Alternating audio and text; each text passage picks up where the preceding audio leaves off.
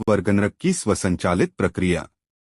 शरीर से असमर्थों, दुर्बलों और रुग्णों की ही तरह मानसिक पिछड़ेपन और विकारग्रस्तता के दलदल में धंसे हुए लोगों का ही बाहुल्य अपने समाज में दृष्टिगोचर होता है।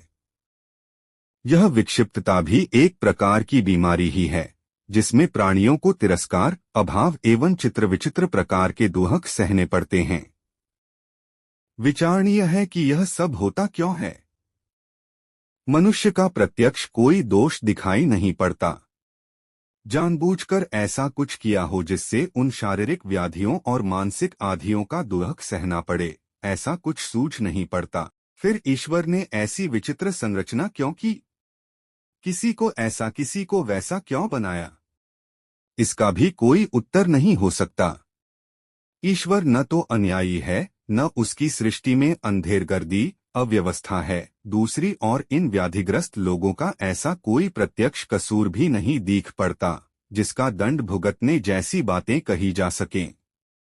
इस असमंजस का समाधान मनःशास्त्र के आचार्य एक ही शोध निष्कर्ष के आधार पर देते हैं कि अनैतिक एवं असामाजिक चिंतन और कर्तृत्व से मनः क्षेत्र में उत्पन्न होने वाला अंतर्द्वंद दोहरा व्यक्तित्व रच देता है और उससे निरंतर उठने वाली आंतरिक कलह सारी मनोभूमि को क्षतविक्षत करके रख देती है। संचालक के आहत, घायल, उद्विग्न होने पर उसके अधीन काम करने वाले तंत्र की दुर्दशा होना स्वाभाविक है। शरीर के अनाचार और मस्तिष्क के मनोविकार ही वे कारण हैं, जिनके कारण आत्मसत्ता का स्वसंचालित तंत्र अनेकानेक प्रकार के आत्मदंडों की व्यवस्था अपने आप ही कर लेता है। नरक का अधिपति पुराणों में चित्रगुप्त को कहा गया है। वर्णन है कि इन चित्रगुप्त के बही खातों में मनुष्य के सभी कर्म निरंतर लिखे जाते रहते हैं। उन अभिलेखों के आधार पर भगवान चित्रगुप्त प्रत्येक प्राणी के लिए दंड पुरस्कार की व्यवस्था करते हैं। यह चित्रगुप्त विज्ञान की विवेचना के अनुसार अचेतन मन ही है, जिसकी अत्यंत संवेदनशील कोशिकाओं के ऊपर मनुष्य के भले बुरे कर्म टैप रिकॉर्डर के फीते अथवा फोटोग्राफी की प्लेट की तरह अंकित होते रहते हैं। समयानुसार वे प्रकट एवं फलित होते हैं तो उनकी प्रतिक्रिया का परिचय शारीरिक एवं मानसिक रोगों के रूप में सामने आता है। इन दो व्यथाओं के साथ तीसरी एक और भी अनायास ही जुड़ जाती है, वह है सामान्य जीवन में पग पग पर असफलता। गंगा और यमुना दो के संगम पर एक तीसरी सरस्वती कहीं पाताल में से अनायास ही प्रकट होकर उस समागम के स्थान पर आधंसी हैं। ठीक इसी तरह शारीरिक व्याधियां और मानसिक आधियां जिसे घेरे हुए हैं, उस विकृत मस्तिष्क और अस्वस्थ शरीर के द्वारा न कुछ उपयुक्त सोचते बन पड़ेगा और न उचित कर सकना संभव होगा। अतएव अपनी अटपटी कानी कुबड़ी गतिविधियां किसी महत्वपूर्ण सफलता तक पहुंचने ही न देंगी और संबंधित व्यक्ति उस बेतुके व्यक्ति से खींचते रहेंगे। फलतः सच्चे सहयोग से भी प्रायः वंचित ही रहना पड़ेगा। मतभेद बढ़ते बढ़ते शत्रुता और विग्रह तक जा पहुंचते हैं और आक्रमण प्रत्याक्रमण के कुचक्र में ऐसे व्यक्ति को भारी घाटा उठाना पड़ता है। प्रगति पथ तो प्रायः अवरुद्ध ही बना रहता है। यह नई विपत्ति शारीरिक और मानसिक रुग्णता की ही देन है। दो रंगों के मिलने से तीसरा एक और नया रंग प्रकट हो जाता है। आधि और व्याधिग्रस्तों को अवरोध और असफलता का तीसरा संकट अतिरिक्त रूप से सहन करना पड़ता है। शारीरिक रोग, मानसिक उद्वेग और सफलता के अवरोध का त्रिविध समन्वय कितना कष्टकर और संतापदायक होता है, उसे भुक्तभोगी ही जानता है। जिन्हें इन संकटों का त्रास सहना पड़ता है, उनके लिए इस विपन्नता का प्रत्यक्ष नरक के रूप में ही अनुभव होता है। यमलोक के अधिपति चित्रगुप्त को अचेतन मन ही समझा जाना चाहिए। उनका कार्यक्षेत्र यमलोक वह मनः संस्थान ही है, जिसमें प्रतिफल को परिणत कर सकने की ईश्वर प्रदत्त क्षमता मौजूद है। नियंत्रण व्यवस्था एवं अनुशासन को ही यम कहते हैं। अथ उस व्यवस्था का केंद्र स्थल मस्तिष्क ही यमलोक है तथा मस्तिष्क की मूलभूत सत्ता चित्त है। चित्रगुप्त ईश्वर ने सर्वत्र स्वसंचालित व्यवस्था रखी है ताकि न्याय व्यवस्था की अलग से अतिरिक्त झंझट न उठानी पड़े। अपनी ही सत्ता का एक पक्ष कर्म करता है, दूसरा उसका प्रतिफल गढ़कर तैयार कर लेता है। बाहर के न्यायाधीश को भ्रम में डाला जा सकता है, पर अंतस में बैठे दृष्टा की निष्पक्ष न्यायशीलता कभी भी विचलित नहीं हो सकती। स्वयं के पुण्य ही उत्कर्ष उल्लास के तथा स्वयं के पाप ही शोक संताप के नए नए अवसर सामने लाते रहते हैं। भगवान किसी को न तो दंड देता है और न पुरस्कार। वह केवल विधि व्यवस्था का विधायक और नियंता मात्र है। वह सृष्टि की क्रमबद्धता और समस्वरूपता को बनाए रखने भर का ध्यान रखता है। व्यक्तिगत जीवन में उसका हस्तक्षेप नहीं के बराबर है। हर किसी को उसने यह पूरी आजादी दी है कि जो चाहे जिस तरह सोचे या करे। साथ ही विवेक का अनुदान देकर यह भी स्पष्ट कर दिया कि चिंतन का, कर्तृत्व का स्तर ही उसके सामने दंड पुरस्कार के रूप में सामने आएगा। स्वतंत्रता दिशा अपनाने भर की है, पर जो कंटीले मार्ग पर चलेगा वह चुभन से बच न सकेगा। यह तथ्य भी पूरी तरह स्पष्ट कर दिया गया। धर्मशास्त्र, तत्वदर्शन और प्रमाणोदाहरणों से भरा इतिहास इसी यथार्थता को पग पग पर प्रतिपादित करते रहे हैं। घृणित कर्म करने वाले आप ही अपने को दंड देते हैं और सन्मार्ग पर चलने वाले अपनी गतिविधियों के कारण स्वयं ही पुरस्कृत होते हैं। अनादिकाल से यही स्वसंचालित क्रिया प्रतिक्रिया की सुसंबद्ध श्रृंखला अपनी गति से चल रही है। ऐसा हो ही नहीं सकता कि कुमार्ग पर चलने वाले सुख शांति से रहें और सन्मार्ग अपनाने वालों को दुख दारिद्र्य से ग्रसित रहना पड़े।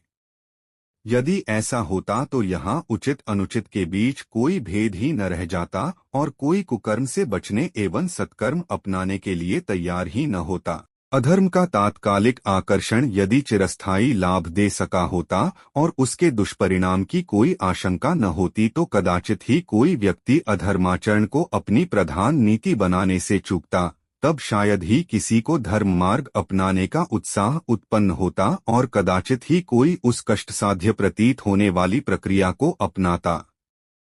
ईश्वर ने मनुष्य को जितना स्वावलंबी बनाया है उतना ही परावलंबी भी। सर्वतंत्र स्वतंत्र मनुष्य नहीं, ईश्वर ही है। ईश्वर इसलिए स्वतंत्र है कि उसने नियम व्यवस्था बनाई है और उसने सर्वप्रथम अपने को बांधा है।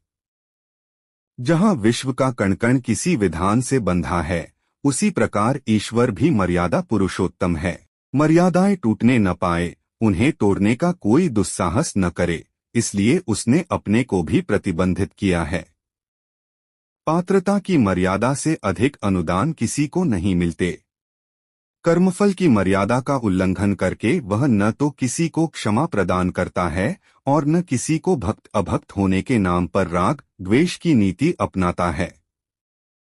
न्याय और निष्पक्षता की रक्षा उसके लिए प्रधान है।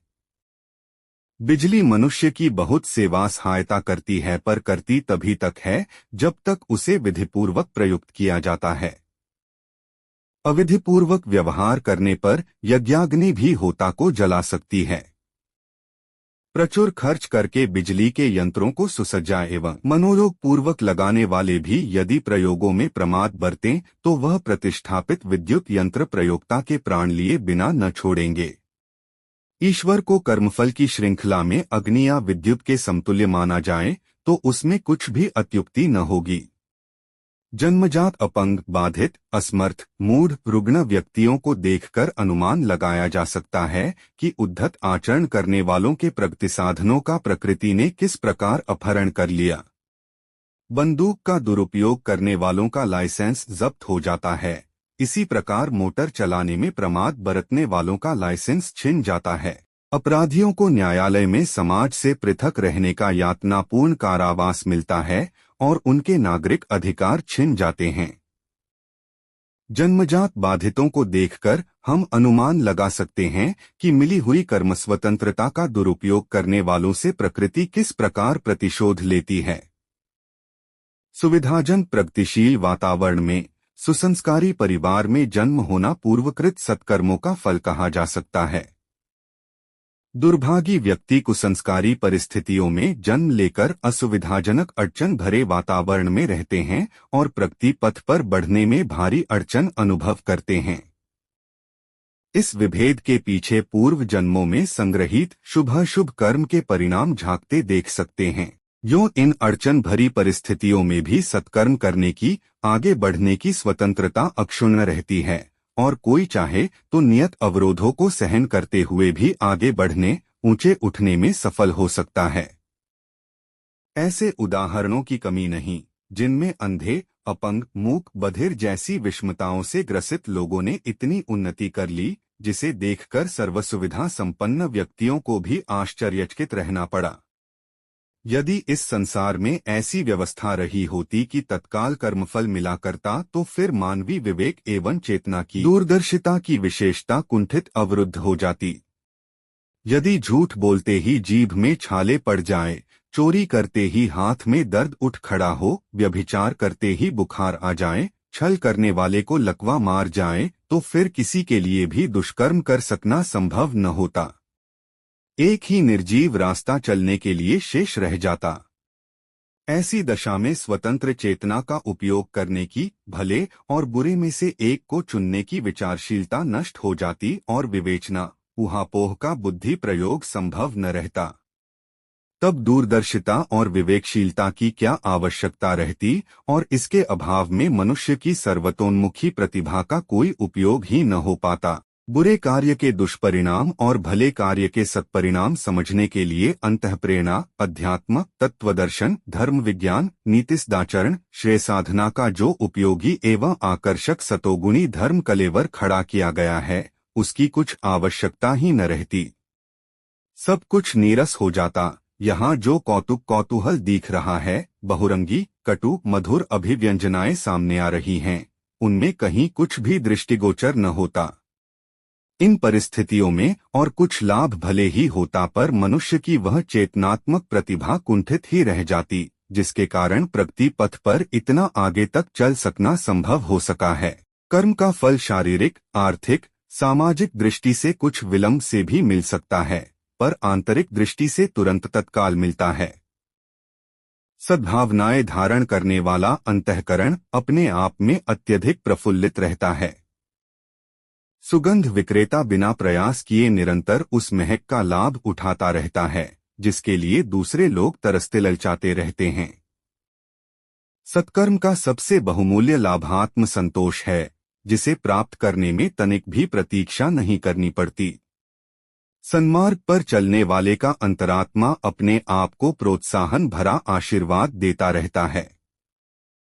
इस आधार पर बढ़ता आत्मबल मनुष्य की वास्तविक शक्ति को इतना अधिक बढ़ा देता है, जिसकी तुलना उपनिषदकार की उक्ति के अनुसार 1000 हाथियों के बल से भी नहीं की जा सकती।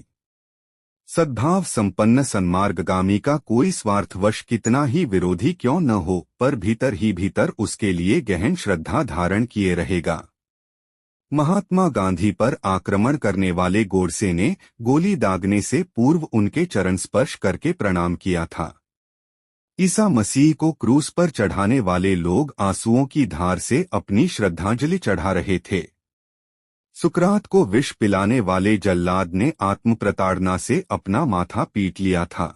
महामानवों के पास भौतिक संपदाएं भले ही न रही हों, पर उनकी चरित्रनिष्ठा, आदर्शवादिता और उदारता की पूंजी इतनी प्रचुर मात्रा में उन्हें विभूतिवान बनाए रही है, और वह वैभव इतना बढ़ रहा है, जिसके ऊपर धन कुबेरों की संपन्नता को निछावर किया जा सके। ऋषियों के चरणों में राजमुकुट रखे देखकर यह समझा जा सकता है कि सन्मार्गगामी सर्वथा निर्धन नहीं होते, उनके पास अपने ढंग की ऐसी संपदा होती है, जिसे पाकर मानव जीवन को सब प्रकार सार्थक एवं धन्य हुआ माना जा सके। भौतिक विज्ञानियों ने एक स्वर से स्वीकार किया है कि शारीरिक स्वास्थ्य का आधार मात्र पौष्टिक आहार एवं व्यायाम नहीं है, वरन मन क्षेत्र की समस्वरता पर आरोग्य एवं दीर्घ जीवन की नींव रखी हुई है। इसी प्रकार मस्तिष्कीय रोगों के विशेषज्ञ यह कहते हैं कि अधिक मानसिक श्रम करने आदि के कारण वे रोग उत्पन्न नहीं होते, वरन छल, प्रपंच, क्रूरता, दुराचरण जैसी दुष्प्रवृत्तियां ही मन संस्थान में अंतर्द्वंद मचाती हैं, और उन्हीं के फलस्वरूप अनिद्रा एवं सनक से लेकर उन्माद तक रोग अपने विभिन्न आकार प्रकार से उठ खड़े होते हैं। कोई समय था जब वात, पित्त, कफ, आहार विहार, कृमि कीटाणु, छूत संक्रमण, ऋतु प्रभाव, गृहदशा, भाग्य प्रारब्ध आदि को विभिन्न रोगों का कारण माना जाता था। वे बातें पुरानी हो गई।